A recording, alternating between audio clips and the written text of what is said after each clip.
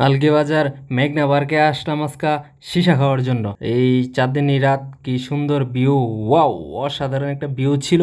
তার সাথে সীসা খাওয়ার মজাই আলাদা। এখানে ছোট বড় সীসা পাওয়া যায়, তো আমরা নিলাম বড়টা। বড়টা 300 টাকা। 300 টাকা দিয়ে এই সীসা খাওয়া শুধু লস। লস কেন আপনাদেরকে বলি, মানে এটা কি সীসা নাকি অন্য কিছু বুঝি না। মানে সীসার একটা ফিল আছে না, এরকম কোনো ফিলই নেই। হুদ্দাই বানায় আনছে। ওনার কি বানানোর মধ্যে সমস্যা আছে কিনা জানি না, তবে সীসার ফিল পাইলাম না আর কি। তবে যাই হোক, চাঁদনি রাত ছিল, তো বৈশা বৈশা টানলাম। মনে হয়েছিল কিছুক্ষণের জন্য যে সৌদি আরবে আছি।